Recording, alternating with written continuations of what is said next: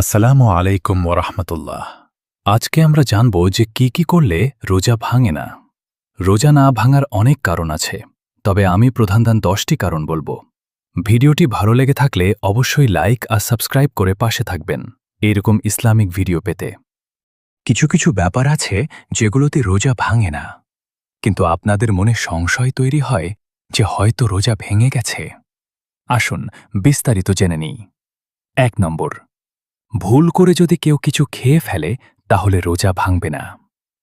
2 নম্বর, বিবাহিতদের জন্য রোজা অবস্থায় শারীরিক মেলামেশার ফলে যদি বীর্যপাত হয় তবে রোজা ভেঙে যাবে, কিন্তু স্বাভাবিক মেলামেশাতে রোজা ভাঙে না। যেমন ধরুন, আপনি আপনার স্ত্রীকে জড়িয়ে ধরলেন বা আদর করলেন, এতে রোজা ভাঙবে না।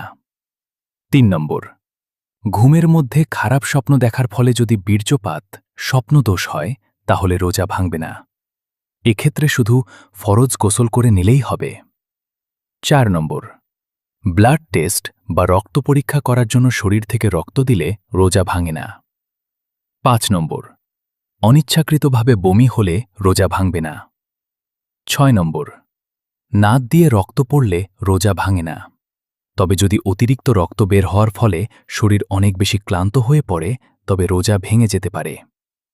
7 নম্বর, রোজা অবস্থায় যদি আপনার দাঁত ভেঙে যায় তবে আপনার রোজা ভাঙবে না। 8 নম্বর, রোজা অবস্থায় ইনজেকশন নিলে সাধারণত রোজা ভাঙে না, তবে যে সকল ইনজেকশন নিলে শরীরের ক্ষমতা বা পুষ্টি বৃদ্ধি পায় সেই ক্ষেত্রে রোজা ভেঙে যাবে। 9 নম্বর, টুথপেস্ট দিয়ে ব্রাশ করা যাবে, তবে না করাই ভালো, কারণ টুথপেস্টের মধ্যে হালকা মিষ্টি মিষ্টি ভাব থাকে। 10 নম্বর, চোখে আই ড্রপ ব্যবহার করা যাবে,